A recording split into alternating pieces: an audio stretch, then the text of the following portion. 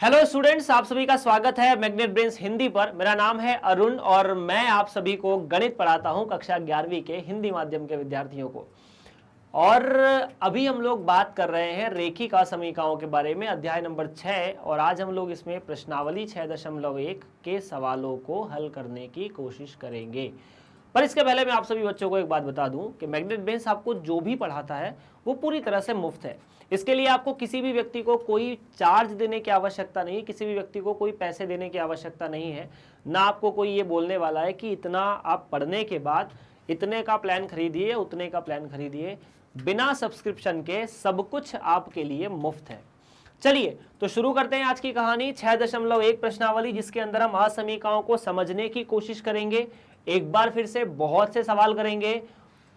करीब जितने भी सवाल हैं उन सभी में आप असमीकरणों को बनाना, असमीकरणों को हल करना, असमीकरणों को देखना जरूर सीख जाएंगे। चलिए शुरू करते हैं। पहला सवाल कि हल कीजिए 24x 100 से छोटा है जब x एक प्राकृत संख्या है, x एक पूर्णांक है। तो हमने सबसे पहले क्या कहा कि यदि 24x 100 से छोटा है, अगर 24x 100 से छोटा है तो 24 गुणा x 100 से छोटा है, इसका मतलब x जो है वो 100/24 है। और 100/24 देखिए 24 चौक 96, ठीक है। तो 96 या यूं समझ लीजिए कि ये ऐसा होगा 4 दशमलव, या इसे लिख सकते हैं 4 + 4/24।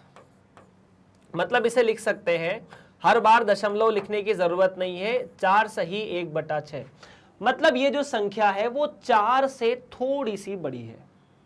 अगर ये संख्या 4 से थोड़ी सी बड़ी है तब ऐसी कितनी प्राकृत संख्याएं हैं जो 4 से थोड़ी सी बड़ी संख्या से छोटी रहे। आप इसे संख्या रेखा की मदद से समझ सकते हैं। ये 0 है, ये 1 है, ये 2 है, ये 3 है, ये 4 है, और यहां कहीं हमारी वो संख्या है जिसके बारे में हम बात कर रहे हैं, 24 या 100/24। x 100/24 से छोटा है। तो कितनी प्राकृत संख्या है जो 100/24 से छोटी है?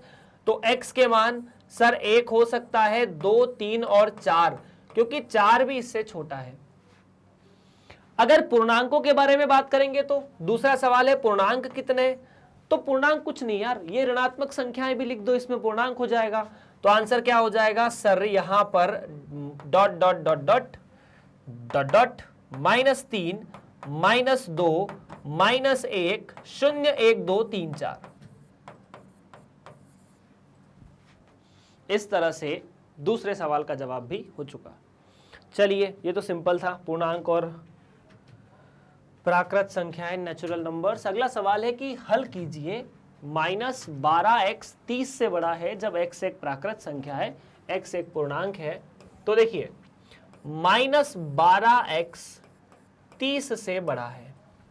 आपने क्या किया, दोनों साइड -12 से भाग दे दिया।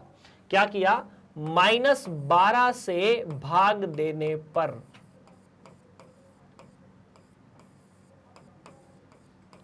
तो अगर हम -12 से भाग देते हैं तो इधर -12 से भाग दो, इधर -12 से भाग दो। दिक्कत उस बात की नहीं है, दिक्कत इस बात की है कि ऋणात्मक संख्या से भाग देने पर असमीका का चिन्ह बदल जाएगा। तो 30/-12, ठीक है। किससे काटेंगे, 6 से। 6 से अगर काटा तो ये मिला -5/2, या फिर x छोटा है -2.5 से। अब पहले सवाल का हल करते हैं। पहले सवाल का हल ऐसा है कि x एक प्राकृत संख्या है, और ऐसी कितनी प्राकृत संख्या है जो 2.5 से छोटी है। क्या आप बता सकते हैं ऐसी कोई प्राकृत संख्या जो 2.5 से या -2.5 से छोटी है? -2.5 से छोटी कोई प्राकृत संख्या नहीं है। हर प्राकृत संख्या ऋणात्मक संख्या से बड़ी ही है। तो मैं यहां पर कह दूंगा x का कोई मान नहीं है।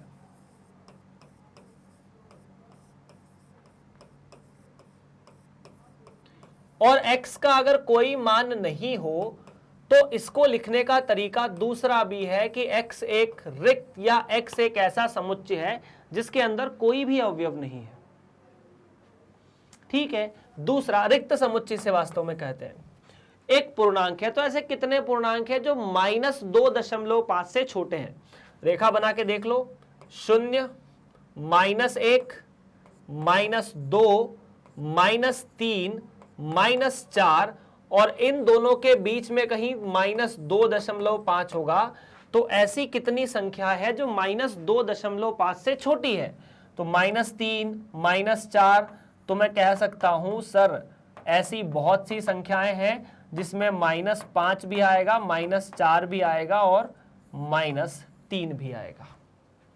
इसके अलावा -2 नहीं आएगा। -2.5 से बड़ा है।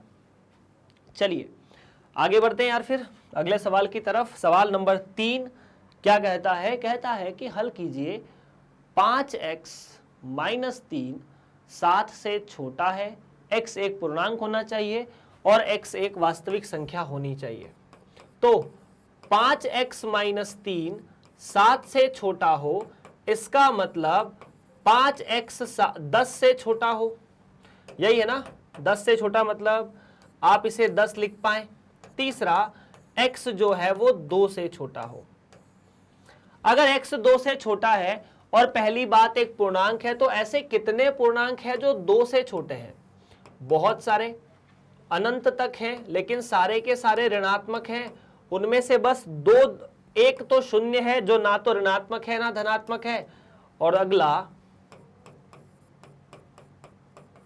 एकलौता धनात्मक संख्या है ना। एक से बड़ी संख्या या एक से छोटी संख्या, ठीक है, एक से मतलब 2 से छोटी, तो 2 से छोटी में 1 2 3 4 5 6, या 2 से छोटे में -1 2 -3 -4 -5 के अलावा 0 और 1। दूसरा, अगर ये एक वास्तविक संख्या हो जाए तो वास्तविक संख्या के लिए आपको प्रयोग करना पड़ेगा अंतराल का। 2 से छोटी संख्याएं, तो 2 से कितनी छोटी ये तो बोला नहीं है, तो हम कहां तक ले लेंगे? अनंत तक। तो मैं लिख सकता हूं -अनंत से 2 तक। 2 को नहीं लेना है क्योंकि 2 से छोटी संख्या चाहिए, इसीलिए ब्रैकेट जो है वो खुला रहेगा। तो ये प्रश्न नंबर 3 समाप्त होता हुआ। अगर इसमें कोई दिक्कत है, कोई परेशानी है, तो आप कमेंट कर सकते हैं कि सर ये दिक्कत है, ये परेशानी है, ताकि मुझे पता चल सके, क्योंकि आपके बिना बताए तो पता चलेगा नहीं। अगर आपको समझ में आ रहा है तो भी बता देना कि हाँ सर हमें समझ में आ रहा है। हल कीजिए 3x + 8 2 से बड़ा हो। तो 3x + 8 2 से बड़ा अगर है, तब मैं लिख सकता हूं 3x 2 - 8 से बड़ा है या 3x - 6 से बड़ा है। x को आजाद करने के लिए 3 से भाग देना पड़ेगा। आप भाग किससे देंगे? दोनों तरफ 3 से। तो 3 तो धनात्मक संख्या है, भले ही -6 ऋणात्मक संख्या है, लेकिन 3 से भाग देने पर, अगर मैं 3 से भाग देता हूं तो यहां 3 से भाग दिया तो x, यहां 3 से भाग दिया तो -2, मतलब x -2 से बड़ा होना चाहिए। x -2 से बड़ा होना चाहिए, बात तो पहली ये है, और एक पूर्णांक होना चाहिए। -2 से बड़ा एक पूर्णांक होना चाहिए। तो -2 से बड़ा पूर्णांक, -2 से बड़ा -1, फिर 0, फिर 1, फिर 2, ऐसे लेकर अनंत तक सारी संख्याएं। दूसरा, एक वास्तविक संख्या। तो जब भी वास्तविक संख्या की बात आए, आप हमेशा याद रखो आपको अंतराल के बारे में बात करनी है। किसके बारे में? अंतराल के बारे में। तो x -2 से बड़ा हो तो अंतराल के रूप में ऐसा लिख सकते हैं कि x जो है वो -2 से अनंत तक कुछ भी हो सकता है। x -2 से अनंत तक कुछ भी हो सकता है। -2 से कितना बड़ा पता नहीं। इसमें और इसमें क्या अंतर है ये क्लियर है ना? इसमें सिर्फ पूर्णांक है, इसमें वास्तविक संख्याएं सारी √3 √4 √5 √10 √15 √50 सभी इसके अंदर है। ठीक है सर जी। चलिए निम्नलिखित प्रश्न 5 से 16 तक, मतलब ये क्लियर है कि 5 से 16 तक क्या करना है, x एक वास्तविक संख्या है उसके लिए हल करना है। मतलब 5 से 16 तक x एक वास्तविक संख्या है और हमें उसी वास्तविक संख्या के लिए इसे हल करना है। तो 4x प्लस 3 6x प्लस 7 से छोटा है, तब मैं क्या करूंगा, मैं 6x को इधर ले आऊंगा और इसे 7 माइनस 3 लिख दूंगा। तो ये बनेगा माइनस 2x 4 से छोटा। आप दोनों जगह माइनस 2 से भाग देंगे क्योंकि अभी x के आगे माइनस 2 है। अगर आप माइनस 2 से भाग देंगे तो आपने यहां माइनस 2 से भाग दिया तो ये माइनस 2 हो चुका। मतलब जो x है वो माइनस 2 से बड़ा है, लेकिन गलती यहां ये होगी कि आपको चिन्ह अभी परिवर्तित करना पड़ेगा क्योंकि आपने एक ऋणात्मक संख्या से भाग दिया है। और अगर एक ऋणात्मक संख्या से भाग दिया है तो x माइनस 2 से बड़ा होना चाहिए। x एक वास्तविक संख्या है, एक वास्तविक संख्या जो माइनस 2 से बड़ी है, माइनस 2 नहीं है पर माइनस 2 से बड़ी है। ये इसका हल संख्या रेखा पर हो गया। इसको आखिरी तक ऐसे बना देना और इसका जो हल लिखने का तरीका है अंतराल के रूप में वो ऐसा है, माइनस 2 से अनंत तक। ठीक है सर जी। अच्छा, एक तरीका ये भी है कि आप 4x को यहां ले आओ, 7 को उधर पहुंचा दो, तब भी कोई दिक्कत नहीं है। अगर 4x को वहां लेकर 7 को इधर पहुंचाते तो जवाब सवाल कुछ ऐसा हो जाता। देखिए, आप 7 को उधर पहुंचाइए तो 3 माइनस 7 और 4x को यहां ले आइए तो माइनस 4 2x। अभी आपको 2 से भाग देना पड़ेगा तो x जो है वो माइनस 2 से बड़ा है। बात तो वही है, माइनस 2x से छोटा है मतलब x माइनस 2 से बड़ा है। बात तो सेम है, पर दोनों तरीके से कर सकते हो। आप एक साइड x कर सकते हो, दूसरी साइड अचर कर सकते हो, या x को राइट हैंड साइड कर सकते हो, लेफ्ट हैंड साइड अचर कर सकते हो, आपके ऊपर निर्भर करता है। तो देखो, सवाल 5 से 16 तक हमें सेम चीज करनी है। तो बस अपन सवाल देख रहे हैं बस कि 3x माइनस 7 5x माइनस 1। तो देखिए 3x माइनस 7 5x माइनस 1, क्या करें, एक काम करते हैं, 3x को वहां पहुंचाते हैं, ऋणात्मक संख्या वाला जो डर है वो खत्म हो जाएगा। माइनस 1 को इधर लाओगे तो प्लस 5x माइनस 3x, तो माइनस 6 2x भाग दिया तो माइनस 3x, या फिर मैं कहूं कि x छोटा है माइनस 3 से।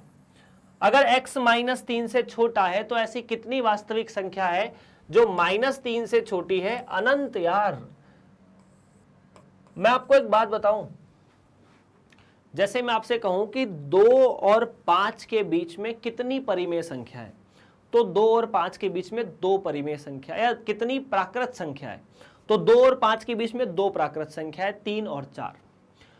अगर मैं कहूं 2 और 5 के बीच में कितनी वास्तविक संख्या है, तो अनंत। 2 और 3 के बीच कितनी वास्तविक संख्या है? अनंत। 2 और 2.5 के बीच कितनी वास्तविक संख्या है? अनंत। 2 और 2.1 के बीच कितनी वास्तविक संख्या है? अनंत। 2 और 2.0001 के बीच कितनी वास्तविक संख्या है? अनंत। तो ऐसी अनंत वास्तविक संख्या है। किन्हीं दो वास्तविक संख्याओं के बीच अनंत वास्तविक संख्याएं होती है, किन्हीं दो वास्तविक संख्याओं के बीच अनंत वास्तविक संख्या होती है। तो x जो है वो माइनस 3 से छोटा है, मतलब ऐसा है, तब मैं लिख सकता हूं कि x जो है वो माइनस अनंत से माइनस 3 है। माइनस 3 से छोटा कहां तक? माइनस अनंत तक, कोई दिक्कत नहीं है। चलिए, मैंने इसीलिए ना पहले आपको अंतराल पढ़ा दिए थे इस लेक्चर की शुरुआत में। खैर, जिन्हें नहीं पढ़े उनको भी बहुत कुछ तो समझ में आ जाएगा, पर एक बार आप लोगों से निवेदन है कि या तो इस लेक्चर का पहले वाला भाग या समुच्चय वाला भाग जहां अंतराल पढ़ाए गए हैं वो एक बार ज़रूर देख लीजिएगा, बहुत काम का है। अंतराल और भी जगह काम में आने वाला है। चलिए, 3x माइनस 1 छोटा है या बराबर है 2x माइनस 3 के। x एक वास्तविक संख्या है, सवाल अभी जिसका तस है। तो 3x माइनस 1 छोटा है या बराबर है 2x माइनस 3 के। तो यहां से मैं लिखता हूं 3x माइनस 3 छोटा है या बराबर है 2x माइनस 6 के। 3 यहां 6 वहां, 2x को इधर लाते हैं, 3x minus 2x minus 6 plus 3, तो ये मिला x माइनस 3 से छोटा या बराबर। -3 से छोटा या बराबर का मतलब है कि यदि ये -3 नाम का बिंदु है तो -3 के बराबर हमें x अभी चलेगा और उससे छोटा भी चलेगा। तब हम -3 के बराबर की बात है, कितना छोटा? अनंत तक। कहां? कितना भी छोटा हो सकता है, तो -3 से या माइनस अनंत से -3। अच्छा, इसे -3 से माइनस अनंत मत लिखना, पहले हम छोटा बिंदु लिखते हैं, बाद में बड़ा लिखते हैं। तो सर ये -3 पर ये वाला ब्रैकेट क्यों नहीं लगाया, ऐसा वाला? क्योंकि अनंत पर हम हमेशा खुला अंतराल लगाते हैं, खुला ब्रैकेट लगाते हैं। हम ये मान के चलते हैं कि अनंत आज तक किसी को पता नहीं है कहाँ है, कितना है, और वास्तव में अनंत क्या है किसी को नहीं पता। चलिए ठीक है, ये सवाल भी हो चुका। 3 गुणा 2x माइनस या 2 माइनस एक्स बड़ा है या बराबर है 2 माइनस या 2 गुणा 2 माइनस एक्स के। तो 3 गुणा 2 माइनस एक्स बड़ा है या बराबर है 2 गुणा 1 माइनस एक्स के। तो देखिए ये मिलेगा 3 दूनी 6 माइनस 3x बड़ा है या बराबर है 2 माइनस 2x के। इतना ठीक है? ठीक है, तो 6 में से गए 2, बड़ा है या बराबर है 3x को उधर ले गए और यहां लिख दिया -2x। हाँ जी, 6 में से 2 4 और ये मिला x, मतलब x जो है वो 4 से छोटा या 4 के बराबर होना चाहिए। इसका मतलब क्या है? 4x के बराबर या x से बड़ा है, तो x जो है वो 4 से छोटा या 4 के बराबर है। 4 से छोटा या 4 के बराबर, तो 4 मान लो यहां कहीं है, 4 के बराबर या 4 से छोटा। छोटा मतलब इधर, बड़ा मतलब उधर। तो 4 से छोटा, अगर 4 से छोटा लिखना हो या 4 के बराबर लिखना हो, तब x को अंतराल में 4 से कितना छोटा? माइनस अनंत तक। तो सबसे छोटा बिंदु माइनस अनंत और ज्यादा से ज्यादा 4 तक। 4 को लेना है, इसलिए बंद अंतराल। अंतराल का खेल यही है और ये बहुत उपयोगी है आप लोगों के लिए। चलिए आगे बढ़ते हैं यार अगले सवाल की तरफ। सवाल नंबर 9। x प्लस एक्स बटा 2 प्लस एक्स बटा 3 11 से छोटा है। ठीक है, लघुत्तम लेके हल करेंगे। x प्लस एक्स बटा 2 प्लस एक्स बटा 3 11 से छोटा है। लघुत्तम ले लो, तो आपने लघुत्तम लिया 6x plus 3x plus 2x 11 से छोटा है। 6 3 9 और 2 11, तो 11x बटा 6 11 से छोटा है। आप क्या कर सकते हैं? x को लिख सकते हैं, चूंकि देखो ना तो 11 और ना 6 दोनों में से कोई भी ऋणात्मक नहीं है, धनात्मक है, तो हम बिना किसी परेशानी के इनको इधर उधर भेज सकते हैं। 11 से 11 गए, बचा सिर्फ 6, तो x जो है वो 6 से बड़ा या 6 के बराबर है। x क्या है? या तो वो x 6 से छोटा या 6 के बराबर है। अगर x 6 से छोटा या 6 के बराबर है तो यहाँ कहीं 6 होगा, 6 के बराबर और 6 से छोटा मतलब ये वाला x, तो x जो है वो माइनस अनंत से 6 तक होगा। कहाँ तक? 6 तक। कितना? इतना, ज़्यादा नहीं इससे। चलिए, उम्मीद है यार देखो सवाल सारे एक जैसे हैं, इनमें कुछ स्पेशल नहीं है और ना ही आपको कोई परेशान करने वाली चीज़ है। परेशान करने वाली चीज़ तो अंतराल, जो अपन डिस्कस कर चुके हैं। चलिए, और अगर फिर भी टफ लगे तो आप कमेंट करने के लिए पूरी तरह से खुले हैं। कर सकते हैं कि सर समझ में नहीं आया या समझ में आया, है ना, बताते रहना यार। x बटा 3 x बटा 2 प्लस 1 से बड़ा है। ठीक है,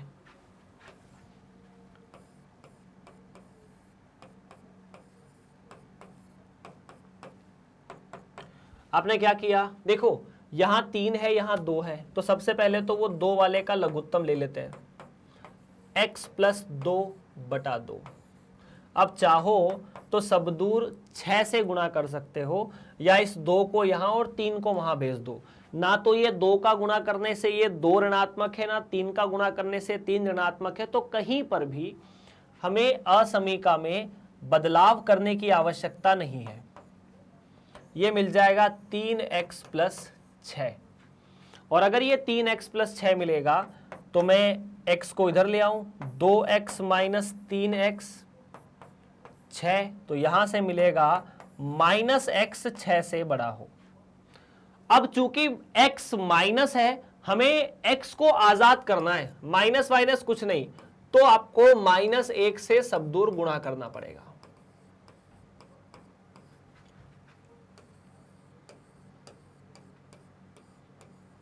क्या करना पड़ेगा, -1 से सब दूर गुणा करना पड़ेगा। तो -1 से सब दूर गुणा किया, इधर -1 से गुणा किया तो x, इधर -1 से गुणा किया तो -6, और असमीका का चिन्ह बदल गया, तो x -6 से छोटा हो, कितना छोटा हो पता नहीं, तो x -6 से छोटा हो तो अनंत तक हो, -6 के बराबर तो ये है नहीं, इसीलिए अंतराल खुला वाला। डन, उम्मीद तो यही है। चलिए, मतलब मुझे पूरी उम्मीद है कि आप लोग इस चीज को समझ चुके हो। अगला 11वां सवाल थोड़ा सा कॉम्प्लिकेटेड सा होता हुआ, 3/5 गुणा x माइनस 2 छोटा है या बराबर है 5 गुणा 2 माइनस x बटा 3 से। सवाल वही कि x एक वास्तविक संख्या है। तो क्या करें यार, देखो कुछ नहीं करना, ये 3 धनात्मक है यहां भेज दो, 5 धनात्मक है यहां भेज दो, मतलब गुणा कर दो पूरी असमीका में, एक बार 5 से एक बार 3 से, या फिर इस 3 को यहां भेज दो, 5 को यहां भेज दो, चिन्ह परिवर्तित नहीं होगा क्योंकि असमीका में आप धनात्मक संख्या का गुणा कर रहे हैं।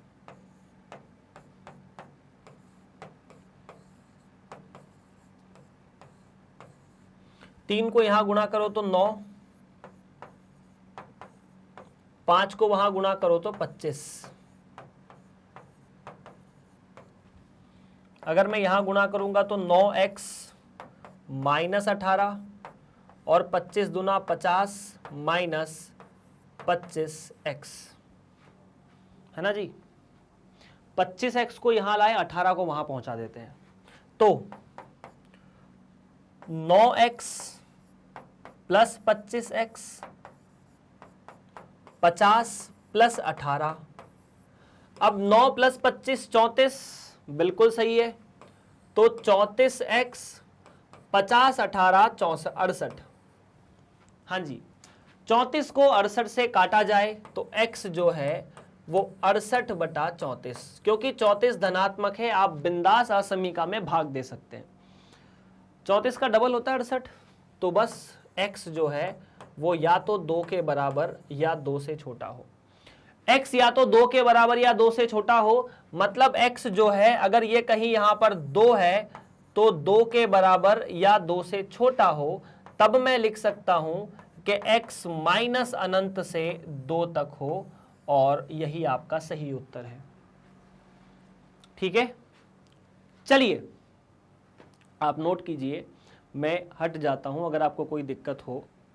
चलो यार आगे बढ़े अगले सवाल की तरफ। और अगला सवाल जो है वो कुछ ऐसा है कि 1/2 3x/5 प्लस 4 बड़ा है या बराबर है 1/2 x माइनस 6 से। थोड़ा कैलकुलेटिव कॉम्प्लिकेटेड, ठीक है, करेंगे। तो सबसे पहला स्टेप जो है वो इन सभी को एलसीएम लेकर फ्री करना है। जैसे ये 4 अकेला है, इसकी 5 से दोस्ती करा दी जाए, 1/3 का तो कोई दिक्कत नहीं है। तो अगर ये 4 अकेला है और इसकी 5 से दोस्ती कराई जाए तो देखना क्या होगा। ये तो मिला 1/2 3x प्लस 20, 5 यहां, और 1/3 x माइनस 6 यहां पर। तो ये तो हुआ यार 10, है ना, ये 3, तो सवाल के हिसाब से ये तो मिला 3x प्लस 20 बटा 10 बड़ा है या बराबर है 1 बटा 3x माइनस 6 से। आप क्या कर सकते हैं, 3 को यहां शिफ्ट कर दो, 10 को वहां शिफ्ट कर दो, गुणा तो यही करना पड़ेगा। तो अगर मैं 3 को यहां शिफ्ट करता हूं तो 3 गुणा 3x प्लस 20 बड़ा है या बराबर है 10x माइनस 6 से। ऐसा करेंगे ना, अगर ऐसे ही करेंगे तो बस हो गया सवाल। 3 को 3 में गुणा किया तो 9। क्या कोई असमीका बदलेगी? नहीं। क्यों? क्योंकि किसी भी ऋणात्मक संख्या का गुणा नहीं किया हमने असमीका में। 10 को यहां गुणा करेंगे तो 10x माइनस 60 है ना सर। 60 से 60 कैंसिल हो गए, कैसे हो जाएंगे? नहीं होंगे, एक धनात्मक एक ऋणात्मक है। तो कुछ नहीं यार, ये 9x को उधर भेज दो, 60 को इधर भेज दो, तो 60 प्लस 60 10x माइनस 9x, और ये बन जाते हैं 120x। मतलब x या तो छोटा है या बराबर है 120 से। तो मैं लिख सकता हूं x जो है वो माइनस अनंत से 120 तक है, और इस तरह से अंतराल के माध्यम से ये सवाल भी हल हो जाता है। उम्मीद है अभी भी आपको कोई दिक्कत नहीं होगी। 20 20 ये 10 10 का उधर भेजा तो 10x माइनस 60, और इधर भेजा तो 9 और 60। चलिए अगला सवाल है 2 गुणा 2x प्लस 3 माइनस 10 छोटा है 6x माइनस 2 से। ठीक है, तो इसे लिख दिया 2 गुणा 2x प्लस 3 माइनस 10 6 गुणा x माइनस 2 से। तो ये तो मिला 2 दूनी 4, और ये मिला 6 माइनस 10 6x माइनस 12 से, है ना सर। अंदर गुणा कर दिया 2 का, 10 तो यहाँ जैसा था वो वैसे ही था, तो 2 दूनी 4 2 तिया 6, और उसके बाद 10 और 6 दूनी 12। ठीक है, तो यहां से मिला 4x माइनस 10 6x माइनस 12। तो 4x को यहां पहुंचाओ, 10 को वहां पहुंचाओ, तो यहां से मिलना चाहिए 4x माइनस 6x 10 माइनस 12। तो देखिए 4x माइनस 6x का मतलब हुआ माइनस 2x, और ये माइनस 2। अब माइनस 2 का दोनों साइड गुणा करना पड़ेगा। जैसे माइनस दोनों साइड माइनस 2 का भाग देना पड़ेगा। तो आपने किससे भाग दिया भाई साहब? माइनस 2 से। क्या किया? भाग दिया। किसको? असमीका को। और जैसे ही मैं माइनस 2 से भाग दूंगा, ये माइनस 2 1 बन गया, ये माइनस 2 1 बन गया। इनको कोई दिक्कत नहीं थी, लेकिन असमीका ने बोला कि हम बदल जाएंगे, क्योंकि आपने ऋणात्मक संख्या से भाग दिया। तो x अभी 1 से बड़ा होना चाहिए। अगर x 1 से बड़ा है तो 1 से लेकर अनंत तक x का मान कुछ भी हो सकता है ना। यहां एक ऐसा एरो लगा देना कि x बिलोंग्स टू 1 से 1 टू इंफिनिटी, मतलब 1 से लेकर अनंत। x 1 के बराबर नहीं है, 1 से बड़ा है। कितना बड़ा? पता नहीं। कहां तक जाएगा? पता नहीं, इसीलिए अनंत। ठीक सर जी। चलिए, तो आप चाहो तो 2 रख के देख लो, चाहो तो 3 रख के देख लो, चाहो तो 0 रख के देख लो, जो आपकी मर्जी है वो रख के देख सकते हैं। खैर, हम बढ़ते हैं आगे अगले सवाल की तरफ। अगला सवाल प्रश्न नंबर 14। 5 से 16 तक हमें यही काम करना था, 2 सवाल और बचे हुए हैं। तो ये सिंपल थोड़ा दिख रहा है मुझे। देखो 37 माइनस 3x प्लस 5 बड़ा है या बराबर है 9x माइनस 8 x माइनस 3 से। तो देखो क्या है ये वास्तव में।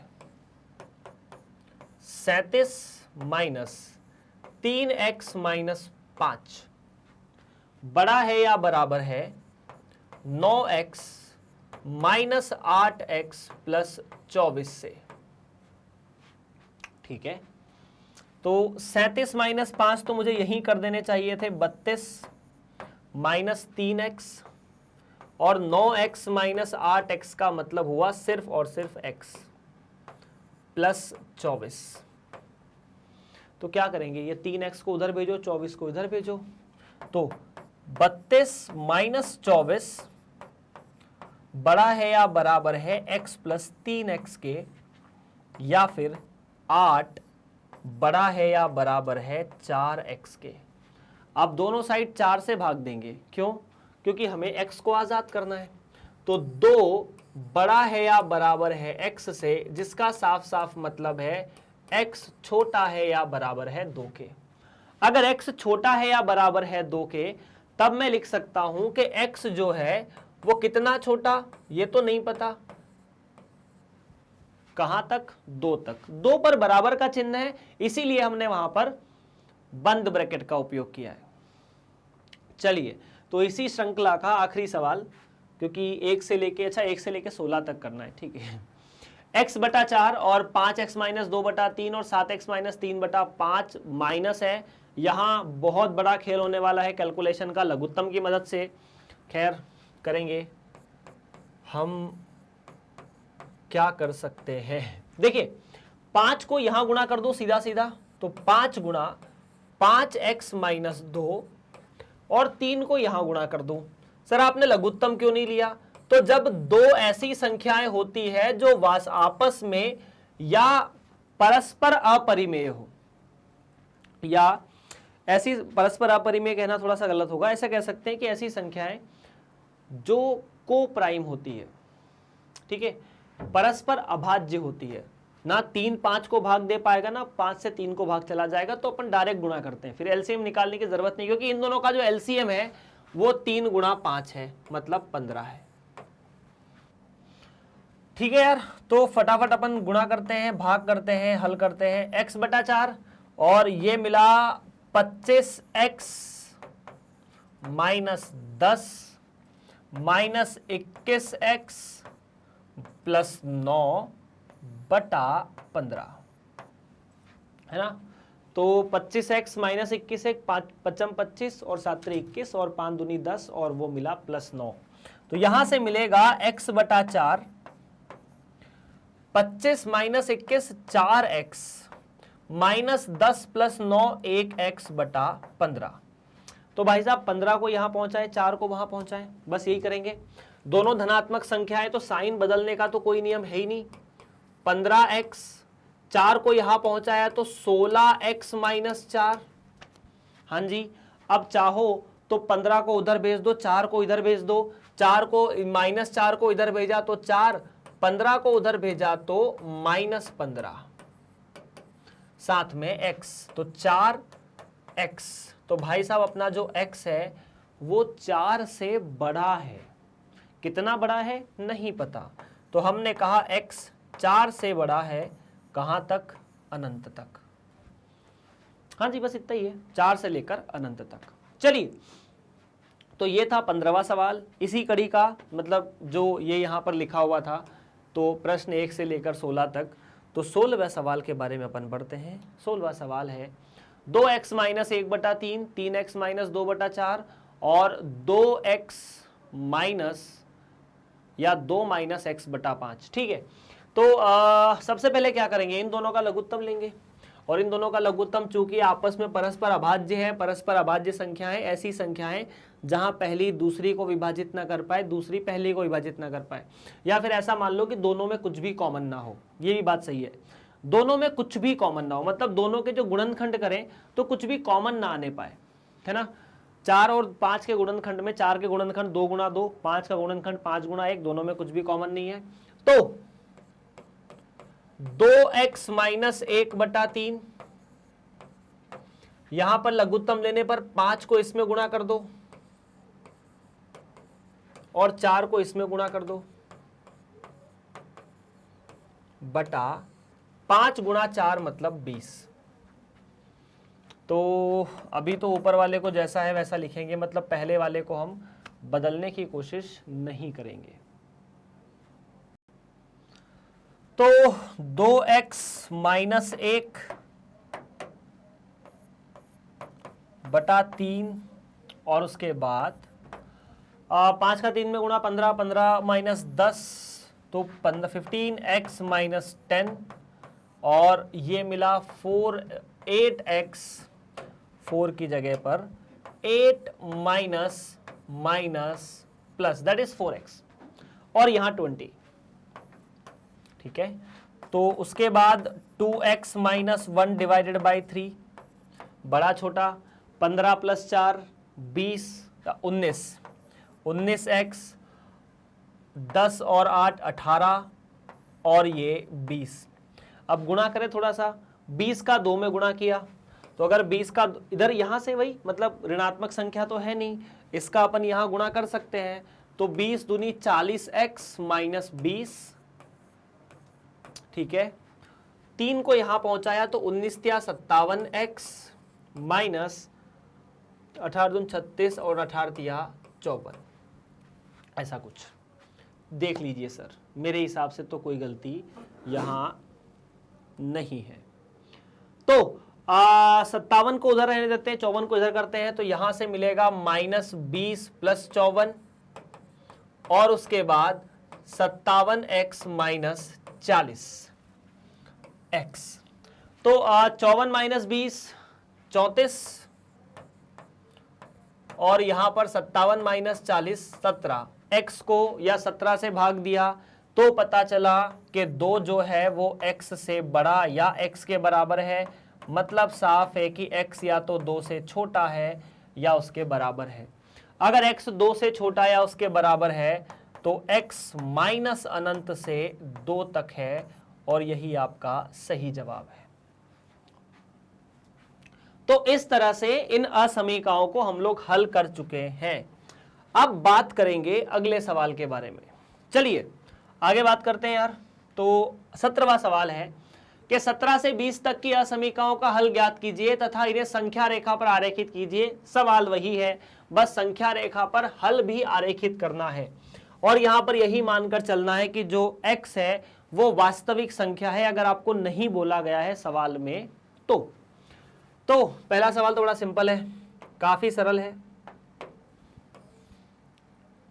कोई दिक्कत नहीं मेरे हिसाब से। पहले सवाल में तो आपको 3x माइनस 2 2x प्लस 1, तो यहां से ये बनेगा 3x माइनस 2x और उसके बाद 1 प्लस 2, तो यहां से बना x लेस देन 3।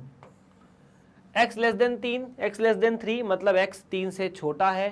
तो अगर x 3 से छोटा है तब कह सकते हैं कि x जो है वो माइनस अनंत से 3 तक है। संख्या रेखा पर अंकित करना है तो कुछ नहीं, कहीं कहीं 0 लिख दो, बीच में 1 2 और 3 4 भी लिख सकते हो चाहो तो, यहां माइनस 1 लिख दो और ये कहानी बहुत दूर तक जा रही, ये भी बहुत दूर तक जा रही, इसमें हमें कोई समस्या नहीं है। 3 से छोटी संख्या, अगर संख्या 3 से छोटी तो यहां गोला लगाया और फिर बोला कि संख्या 3 से छोटी है, मतलब ये जो संख्या रेखा है पूरी की पूरा ये वाला भाग। 3 के गोले को रंगीन नहीं करना है, मतलब उसे डार्क या पूरा फिल नहीं करना है। ठीक है क्या, बस इतना सा है, सिंपल सा सवाल है। संख्या रेखा पर अंकित आप ऐसे कर सकते हैं, मतलब आपकी किताब में ना इसे ऐसे डार्क डार्क करके अंकित किया हुआ है, आप वैसे भी कर सकते हैं, चिंता की कोई बात नहीं है इसमें। बस ये वाले गोले को छोड़ देना, किताब में भी गोले को छोड़ा हुआ होगा। चलिए, और अगर ये चीज समझ में नहीं आ रही हो तो कमेंट करके बता देना, और अगर समझ में आ रही हो तो भी कमेंट करके आपको बताना है कि हाँ सर आपकी जो मेहनत है वो हमें समझ में आ रही है।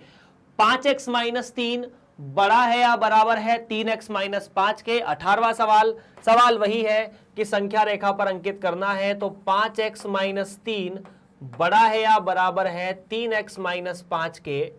तब मैं इसे लिख दूंगा 5x माइनस 3x और उसके बाद माइनस 5 प्लस 3, तो 5x प्लस 3x 2x और ये माइनस 2। 2 को 2 से भाग दे दो, x के सामने 2 है, भाग 2 से देना पड़ेगा, तो x जो है यहां पर माइनस 1, मतलब x माइनस 1 से बड़ा या माइनस 1 के बराबर है। तो इसका हल क्या होगा, इसका हल होगा माइनस 1 से अनंत, -1 से बड़ा या उसके बराबर। अगर -1 से अनंत के बारे में बात हो रही हो, ध्यान से सुनिए, अगर -1 से अनंत के बारे में बात हो रही हो, ये 0, ये -1, ये -2 और ये 1, तो -1 से अनंत के बारे में बात हो रही हो तो ये -1, इसके बाद जाना कहां तक है? अनंत तक। तो अगर ये अनंत है, ये माइनस अनंत है, तो यहां से हमें अनंत तक जाना है, मतलब ऐसे जाना है आगे, और इसे कर देना है क्लोज। क्यों? क्योंकि हमें -1 को अभी लेकर चलना है। -1 हमारे हल का एक या हमारे हल के अंदर है। ठीक है, 19वें सवाल पर बढ़ते हैं। 19वां सवाल है 3 गुणा 1 माइनस एक्स छोटा है 2 गुणा x प्लस 4 से। तो 3 गुणा 1 माइनस एक्स छोटा है 2 गुणा x प्लस 4 से। तो आप सबसे पहले 3 का गुणा कर दीजिए, 3 गुणा 3x, 2 का यहां गुणा 2x प्लस 8। ठीक है, अब उसके बाद क्या होगा? उसके बाद कुछ नहीं होगा, आप 8 को इधर पहुंचा दीजिए, 3x को उधर पहुंचा दीजिए। तो 3 माइनस 8, 3x प्लस 2x, तो ये मिला -5, 5x। आप पूरी असमीका में 5 से भाग दे सकते हैं, तो आपको यहां पर मिलेगा -1 और x, है ना जी। अगर x -1 से बड़ा है तब आप कह सकते हैं कि x जो है वो -1 से बड़ा है, और इसका हल लिखते समय हम लिख देंगे कि x belongs to -1 to infinity. -1 to infinity मतलब जो x है वो -1 से अनंत तक जाता है। और इसका हल बनाने के लिए क्या करेंगे? वही जो तरीका अपन ने अपनाया था, ये 0 है, ये -1 है, ये 1 है, ये 2 है, ये -2 है, और ये अनंत तक, तो ये भी अनंत तक। ऋणात्मक वाले पर -1 से बड़ा, तो सबसे पहले मैंने -1 को गोला बनाया। -1 हल के अंदर लेना है क्या? हाँ, क्योंकि -1 के बराबर भी x हो सकता है, तो अपन ने -1 को कर दिया डार्क। फिर बोला कि -1 से बड़ा होना चाहिए, -1 से x बड़ा होना चाहिए। -1 से बड़ा मतलब अपन ने इसको -1 के बाद की जो रेखा है उसे डार्क कर दिया कि भाई साहब आपका हमारे हल में स्वागत है। बस इतना सा। चलिए फिर आगे बढ़ते हैं। आखिरी सवाल 17 से 20 तक था, 17 से 19 कर चुके हैं। आगे बढ़ेंगे आखिरी सवाल पर, और अगर समझ में नहीं आ रहा है तो प्लीज प्लीज प्लीज कमेंट करते जाइएगा और बताते जाइएगा कि आपको चीज समझ में आ रही है या नहीं आ रही है। चलिए, सवाल है कुछ ऐसा। अच्छा, ये सवाल देखा देखा सा लग रहा है कि ऐसा कुछ, यहाँ x/4 था बस, अगर आपको ध्यान हो तो ये x/2 है। लघुत्तम ले लो 3 और 5 का, तो 5 को यहां पर गुणा किया तो 5x - 2, 3 को यहां पर गुणा किया तो 3 गुणा 7x - 3, और इन दोनों का गुणा हो गया 15। ठीक है, तो ये तो x + 2 या x/2, 5 का 5 में गुणा 25x - 10 - 21x + 9, और ये 15। तो यहां से मिलता x/2, 25 - 21 4x, और -10 + 9 1, और ये 15। तो 15 को x में गुणा करेंगे तो 15x। ठीक है, 2 को यहां गुणा किया तो 4 दूनी 8, x - 2। क्या हम सही हैं? क्योंकि जिस तरह से जवाब आ रहा है मुझे लग रहा है कि कहीं कोई छोटी मोटी गलती ना हो जाए। देख लेते हैं, एक बार चेक कर लेते हैं। 25 - 10 और -21 -3, ठीक है, तो 25x - 10 - 21 + 9 और 21, ठीक है, और बाकी 15 तो है ही। ठीक है, कोई बात नहीं। तो क्या मैं इसे लिख दूं 15x - 8x मतलब 7x, इसको इधर लाएंगे, वो -2 से बड़ा हो, तो x जो है वो -2/7 से बड़ा हो।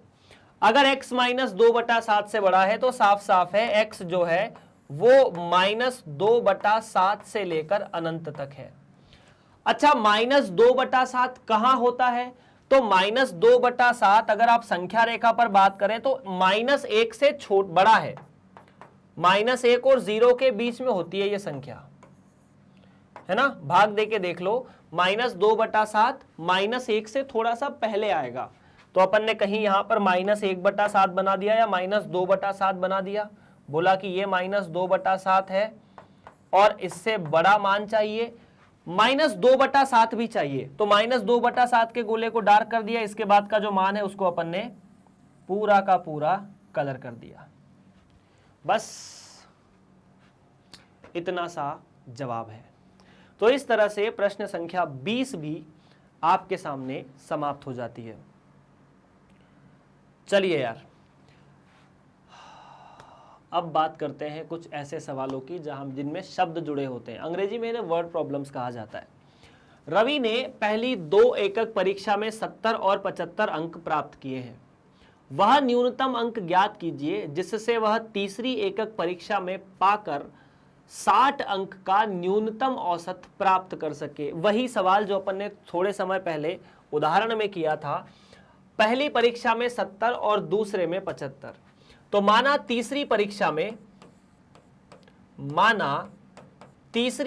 में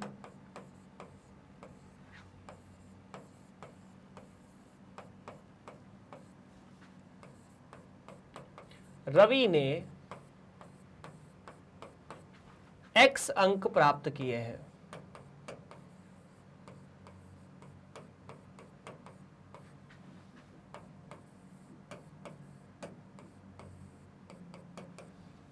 तो अगर तीसरी परीक्षा में रवि ने x अंक प्राप्त किए तो आपको यह बोला कि पहली में 70, दूसरी में 75 और तीसरी में x, इन तीनों का औसत न्यूनतम 60 होना चाहिए। इसका मतलब है कि अगर मैं प्रश्न के अनुसार चलूं तो पहली 2 परीक्षा में उसको मिला कितना नंबर, तो उसको मिला 70 + 75। पहली 2 परीक्षा में तो इतना ही मिला, और उसके बाद उसने तीसरी में प्राप्त कर ली है x। इन तीनों का जो औसत है वो न्यूनतम 60 हो, मतलब 60 से ज्यादा हो तो भी कोई दिक्कत नहीं है, 60 से ज्यादा हो तो भी कोई दिक्कत नहीं है उसे, ठीक है। तो औसत न्यूनतम 60 चाहिए, न्यूनतम मतलब 60 या 60 से ज्यादा। 3 को वहां गुणा कर देंगे, 70 75 मिलाकर 145 प्लस x और ये 180, तो x जो है वो 180 माइनस 145, और 180 माइनस 145 35। तो अगर वो 35 या 35 से ज्यादा अंक प्राप्त करेगा तो उसका जो औसत है वो 60 हो जाएगा।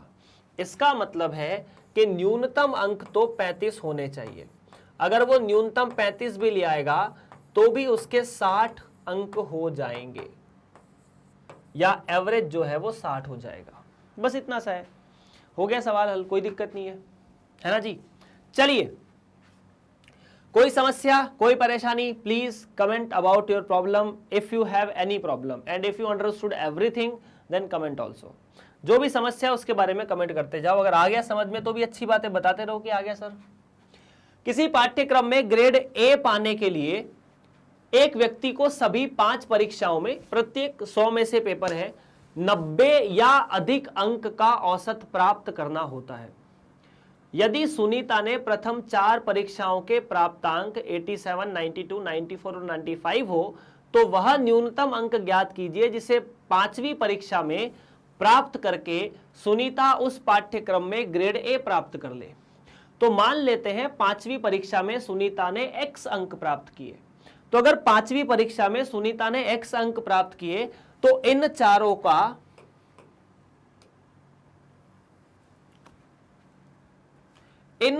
का और साथ में x का औसत 90 या 90 से ज्यादा होना चाहिए। मतलब जैसे देखो सवाल ऐसा है कि अगर आपको ग्रेड ए चाहिए तो जो सभी परीक्षाओं का औसत है सभी परीक्षाओं का औसत 90 होना चाहिए। मतलब अगर आपने एक परीक्षा में 95 लाए हैं, दूसरे में 85 लाए, तो औसत 90 हो गया। तो अब उसे 5 अलग अलग परीक्षा थी, तो पहली 4 परीक्षाओं के अंक तो दिए हैं, 5वीं परीक्षा के अंक नहीं पता, तो आपने उसे x मान लिए। अब इन 5 परीक्षाओं का जो औसत है वो 90 होना चाहिए या 90 से ज्यादा होना चाहिए। देखो 90 तो न्यूनतम औसत है, मतलब न्यूनतम अंक 90 है। अगर आप 90 से ज्यादा लाओगे, अगर कोई विद्यार्थी 91 ले आया तो क्या उसको ग्रेड ए नहीं देंगे? बिल्कुल देंगे। 99 लाया तो और ग्रेड ए देंगे। ऐसा तो नहीं उसको ग्रेड ए 2 बार दे देंगे, पर न्यूनतम 90 लाना पड़ेगा। मतलब ये जो 87 है, उसके बाद जो 92 है, उसके बाद 94 है और 95 है, इसमें 5वीं परीक्षा के अंक जोड़े और भाग दे दिया 5 से, तो ये अंक 90 या 90 से ज्यादा होने चाहिए। हमें वो x निकालना है वास्तव में। ठीक है यार, कोई दिक्कत थोड़ी ना इसमें। तो देखो क्या करेंगे, जोड़ेंगे पहले तो 5 और 4 9, 9 और 2 11, 11 और 7 18, हाथ आया 1, 9 तिया 27, 27 और 8 35, 35 और 1 36, प्लस x, बढ़ाया छोटा हो 5 को वहां भेजा तो 45। इसका मतलब है x क्या होना चाहिए, 450 माइनस 368। कितना होना चाहिए, 450 माइनस 368। तो 0 में से 8 गए तो 2, 4 में से 6 जा नहीं सकते, 4 में से या 4 में से 6, यहाँ बेसिकली 4 में से 6 नहीं जा सकते, यहाँ पर 4 में से फिर 6 गए तो 82। मतलब x जो उसके नंबर हैं वो 82 से ज़्यादा होने चाहिए या 82 होना चाहिए। आपको न्यूनतम कितने अंक चाहिए कि उसका ग्रेड 90 आ जाए? 82। 82 से ज़्यादा होगा तो कोई दिक्कत नहीं है, ठीक है। तो हम बोल देंगे कि कम से कम उसे 82 नंबर चाहिए ताकि वो ग्रेड ए प्राप्त कर ले। ये न्यूनतम अंक है ना, x का न्यूनतम मान 82 है, x का न्यूनतम मान है। 82 से ज्यादा कुछ भी होगा चलेगा। तो ये कौन सा मान है भाई साहब, न्यूनतम।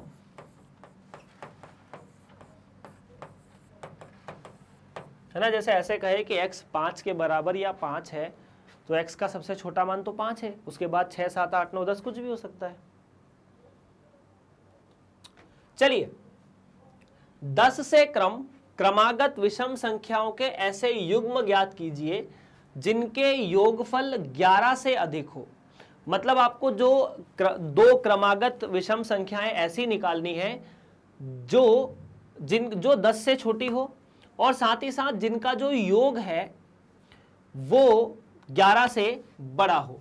तो मान लेते हैं पहली संख्या x है, तो x 10 से कम हो, विषम संख्या हो, तो इसके बाद अगली विषम संख्या क्या होगी, x में 2 जोड़ोगे तो अगली विषम संख्या आ जाएगी। तो अगली विषम संख्या x + 2 ये भी 10 से छोटी होनी चाहिए। क्रमागत का मतलब तो यही है। तो इसका तो मतलब वही है कि x 10 से छोटा होना चाहिए और इसका मतलब हो जाएगा कि x 8 से छोटा होना चाहिए। ये दोनों सही होना चाहिए। तो सिर्फ अकेले को x को 8 से छोटा होने से कुछ नहीं होगा, x को 10 से भी छोटा होना पड़ेगा। मतलब x को 10 से छोटा होना चाहिए। बात सीधी सीधी इतनी है। और जब इन दोनों को जोड़ा जाए, पहली संख्या x है, दूसरी संख्या x में 2 जोड़ने पर मिल जाती है, और ये जो योग है वो 11 से अधिक होना चाहिए। कितना, 11 से अधिक। तो क्या मैं लिख सकता हूं कि यहां से 2x + 2 11 से अधिक होना चाहिए, या फिर 2x 9 से अधिक होना चाहिए, या x जो है वो 4.5 से ज्यादा होना चाहिए। आप 9 को 2 से भाग देंगे तो 4.5 आएगा। अब देखो आपके सामने क्या क्या कंडीशन है। पहली कंडीशन कि x एक विषम संख्या है, x 4.5 से ज्यादा है और x 10 से छोटी है। तो क्या आप बता सकते हैं x के क्या क्या मान आएंगे? 4.5 से बड़ी विषम संख्या 5 7 9, 10 से छोटी होनी चाहिए, है ना।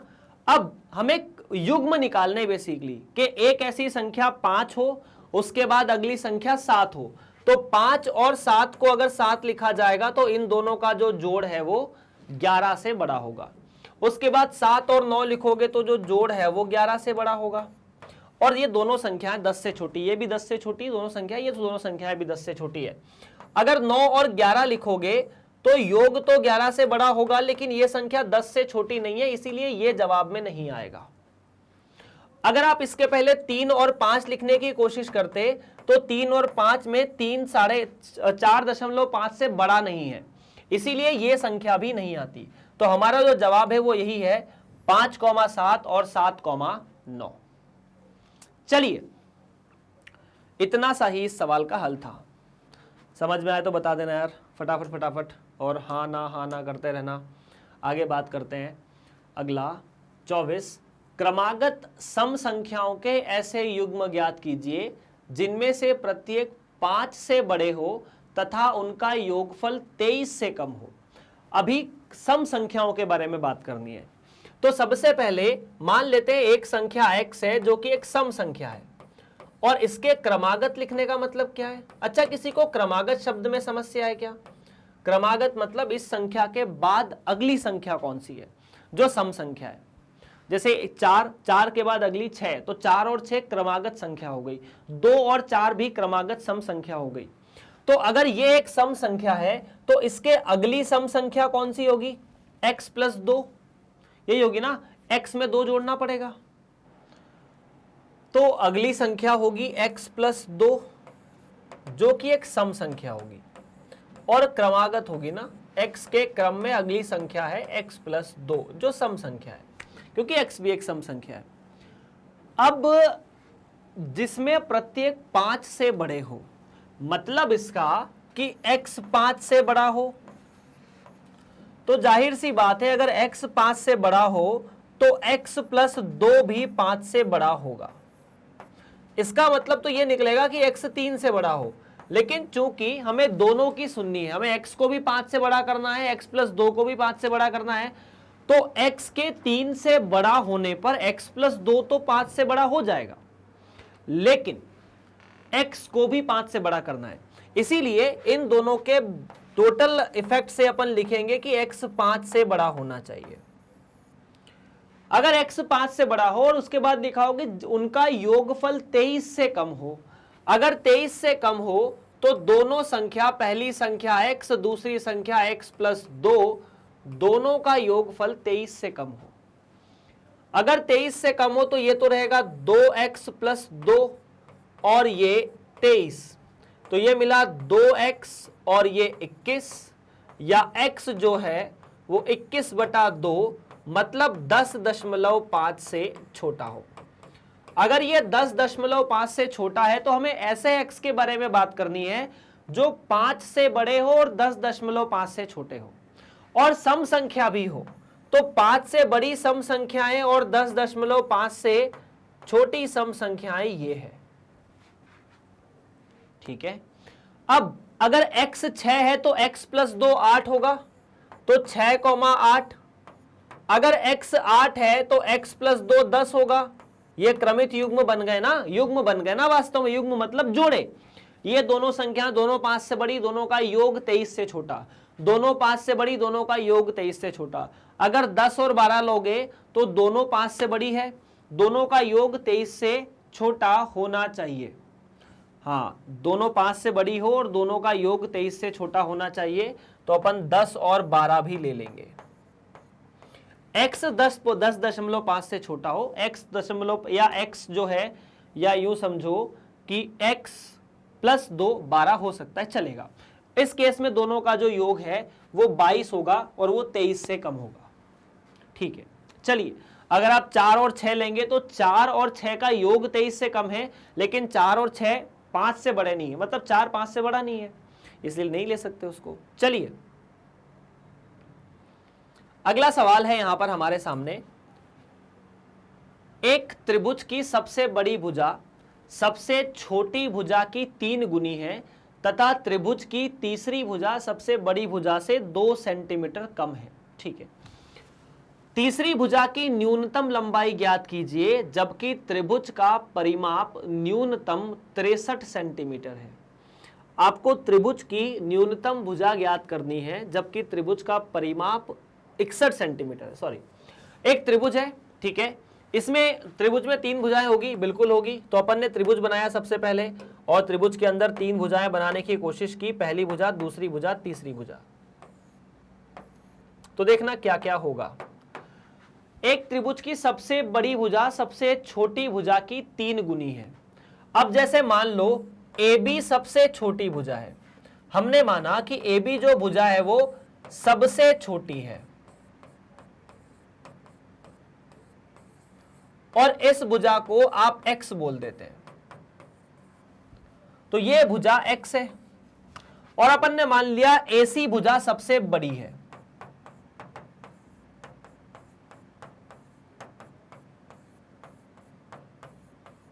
तो अगर AC भुजा सबसे बड़ी है तो ये बोला सबसे बड़ी भुजा सबसे छोटी भुजा की 3 गुनी है, तो AC सबसे बड़ी भुजा सबसे छोटी भुजा की 3 गुनी है, तो ये 3x होना चाहिए। ठीक है, मान लेते हैं BC बराबर y है।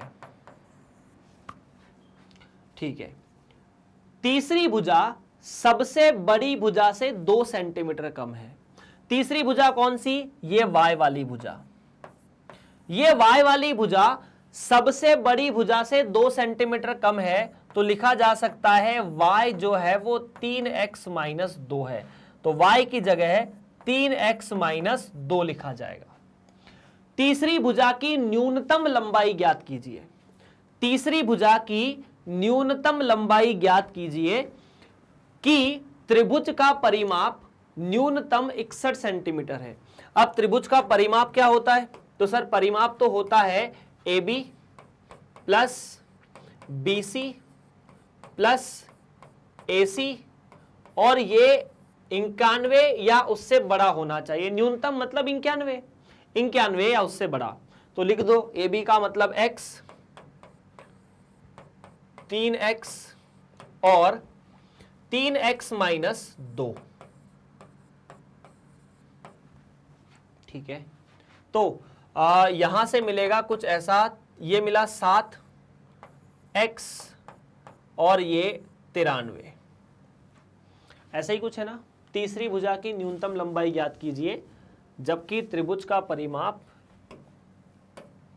61 है, तो 61, 61 और ये 63। तो x का जो माप है 63/7 मतलब 9, तो x का न्यूनतम मान जो होगा वो 9 होगा। न्यूनतम मान कहने का मतलब है कि x या तो 9 से बड़ा है या 9 के बराबर है, तो न्यूनतम मान जो है वो x है। यहां एक चीज आपको मैं और सिखा देता हूं, अगर ऐसा लिखा जाए कि x 9 से बड़ा है तब x का न्यूनतम मान निकालने में परेशानी होगी। अगर मैं बोलूं कि x का न्यूनतम मान कितना है, तो आप यहां 9 नहीं बोल सकते। क्यों नहीं बोल सकते? क्योंकि 9 न्यूनतम मान नहीं है, x तो 9 से बड़ा है ना, तो 9 तो x का मान है ही नहीं।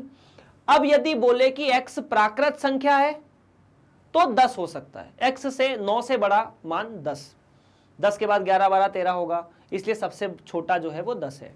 अगर x एक वास्तविक संख्या है तो फिर कोई न्यूनतम मान हम निकाल नहीं सकते, क्योंकि 9 से तुरंत बड़ी जो संख्या है वो न्यूनतम मान है और 9 से तुरंत बड़ी वास्तविक संख्या हम निकाल नहीं सकते, वो अपरिभाषित होती है।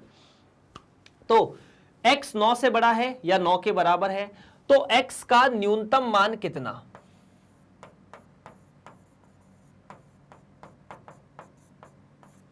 x का न्यूनतम मान 9 है। तो अगर x का न्यूनतम मान 9 है तो तीसरी भुजा BC कितनी हो जाएगी?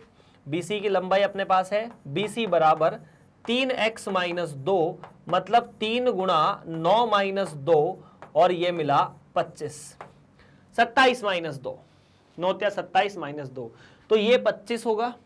ठीक है, ये 9 होगा और ये 27 होगा। ठीक है, इस तरह से त्रिभुज बनेगा। चलिए, आई होप ये आपको समझ में आया है। अगला जो सवाल है वो थोड़ा भारी होने वाला है, प्रश्नावली 6.1 का। अगर आपको अभी तक यहाँ सब कुछ समझ में आया है तो बहुत अच्छी बात है, अगर नहीं आया है तो कमेंट कर सकते हैं कि सर इस पार्ट में यहाँ प्रॉब्लम है, और अगर समझ में आया तो बता सकते हैं कि हाँ सर हमें समझ में आया है। चलिए, एक व्यक्ति 91 सेंटीमीटर लंबे बोर्ड में से 3 लंबाइयां काटना चाहता है। दूसरी लंबाई सबसे छोटी लंबाई से 3 सेंटीमीटर अधिक और तीसरी लंबाई सबसे छोटी लंबाई की तिगुनी है। सबसे छोटे बोर्ड की संभावित लंबाइयां क्या है यदि तीसरा टुकड़ा दूसरे टुकड़े से कम 5 सेंटीमीटर अधिक लंबा हो। अब देखो बड़ी थोड़ी समस्या तो है, मैंने बोला भी है। देखो सबसे पहले एक अपन छड़ी मान लेते हैं, ठीक है। अच्छा बोर्ड है क्या, ठीक है, 90 सेंटीमीटर या 91 सेंटीमीटर लंबा बोर्ड है। तो ये जो बोर्ड है ए से लेकर बी तक या ए से लेकर डी तक, तो एडी की जो लंबाई है वो 91 सेंटीमीटर है ना, 91 सेंटीमीटर, ठीक है। अब इसमें से उसे 3 लंबाई काटनी है। 3 लंबाई किस तरह से काटनी है, तो मान लेते हैं उसने ऐसी 3 लंबाई काट दी है, ऐसी ऐसी करके, ठीक है। थोड़ा ये छोटा बड़ा का कॉन्सेप्ट आपको दिखेगा नहीं, इसीलिए एक ऐसा और दूसरा ऐसा, ठीक है।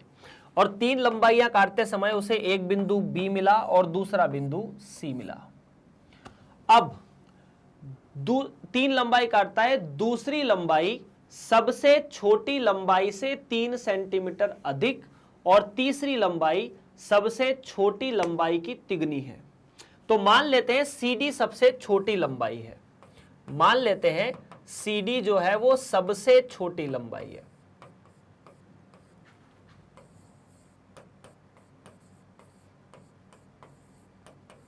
और जो सबसे छोटी लंबाई है उसे अपन x मान सकते हैं। तो यहां से यहां की जो दूरी है हमने उसे x माना है। दूसरी लंबाई सबसे छोटी लंबाई से 3 सेंटीमीटर अधिक है, दूसरी अपन ने BC मानी है, ठीक है। BC को क्या बोला, दूसरी लंबाई, और AB जो है वो तीसरी लंबाई है।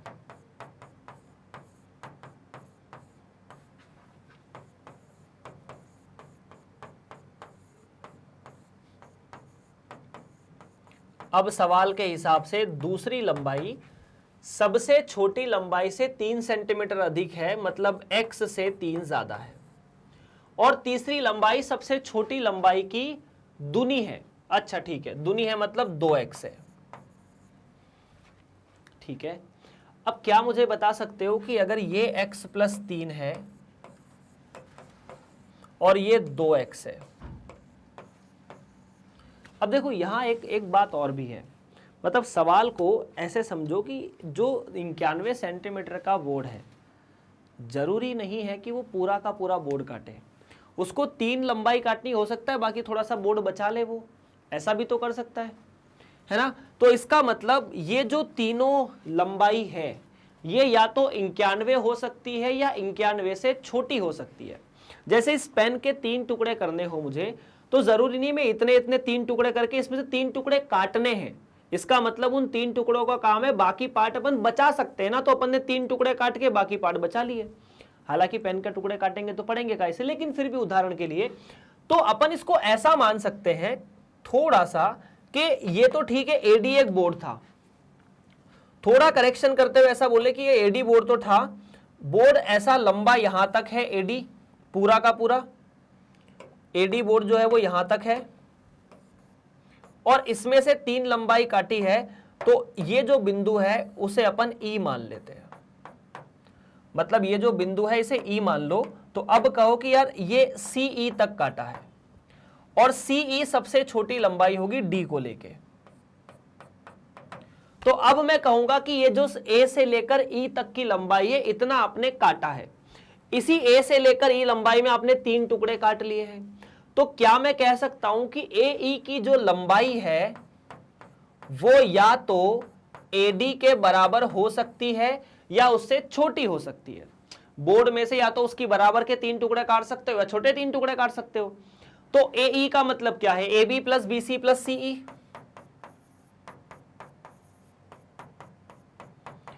एडी से या तो बराबर हो सकते हैं या बड़े हो सकते हैं।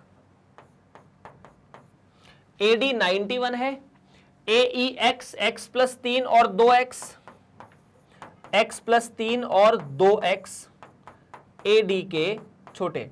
तो 2x, x और x प्लस 3, 4x प्लस 3, और ये तो 91 है, 91 को वहां पहुंचाया तो 88। इसका मतलब 4x जो है वो 88 से छोटे या उसके बराबर हो सकते हैं, मतलब x जो है वो या तो 22 या 22 से छोटा होगा। पर अभी अपने को बात पूरी पता नहीं चली है, बात और भी है। सबसे छोटे बोर्ड की संभावित लंबाई क्या है, मतलब x की संभावित, सबसे छोटा बोर्ड तो x है। यदि तीसरा टुकड़ा दूसरे टुकड़े से कम 5 सेंटीमीटर अधिक है, तीसरा टुकड़ा AB, ये जानकारी और भी है, तीसरे टुकड़े से मतलब तीसरा टुकड़ा दूसरे टुकड़े से कम 5 सेंटीमीटर अधिक है, मतलब अगर मैं तीसरे टुकड़े की लंबाई में से दूसरे टुकड़े की लंबाई घटाऊंगा तो 5 तो कम से कम आना चाहिए। अगर ऐसा है तो AB कितना, AB है 2x माइनस x प्लस 3, 5 या उससे बड़ा, तो 2x माइनस x मतलब x माइनस 3, 5 या उससे बड़ा। ठीक है, तो मैंने कहा x जो है वो 8 या उससे बड़ा। तो तीसरा जो बोर्ड है वो 8 या उससे बड़ा होगा, 22 या उससे छोटा होगा, और तीसरा टुकड़ा ही आपको निकालना है जिसकी लंबाई x है। तो क्या कह सकते हैं, तीसरे टुकड़े की संभावित लंबाई, आपसे वही पूछी हुई है, उसकी लंबाई x है। संभावित लंबाई 8 हो सकती है, 9 हो सकती है, 10 हो सकती है, 11, 12, ऐसे लेकर आप 22 तक कितनी भी लंबाई काट सकते हैं। और अगर दशमलव में काटनी हो तो इसको अंतराल में लिख दो, 8 से लेकर 22 तक। ठीक है सर, तो इतना ही इस सवाल के अंदर था। आगे के जो सवाल हैं अपन वो भी डिस्कस करेंगे, लेकिन आप लोग इस सवाल को चाहे तो नोट कर सकते हैं, और अगर कोई समस्या हो तो कमेंट कर सकते हैं, अपनी परेशानियों को बता सकते हैं। चलिए सर, तो आपको अगर इन वीडियोस को YouTube पर देखना है, आप देख रहे हैं, बहुत अच्छी बात है। अगर आप मैग्नेट ब्रेन्स की ऑफिशियल वेबसाइट www.magnetbrains पर जाएंगे तो वहां पर भी आपको ये वीडियो दिख जाएंगे प्रॉपर फॉर्मेट में। CBSE हिंदी मीडियम कक्षा 11वीं, यहाँ पर एक फोटो, उस पर सिलेक्ट कीजिएगा। जैसे ही उस पर सिलेक्ट करेंगे ऐसी बहुत सारी चीज़ें खुलेगी, बहुत सारे अध्याय होंगे। किसी भी एक अध्याय पे क्लिक किया, आपको उसके सारे वीडियो मिल जाएंगे। जिस वीडियो पे क्लिक करेंगे वो वीडियो ऑटोमेटिकली ऐसा चालू हो जाएगा। बस इतना सा काम है।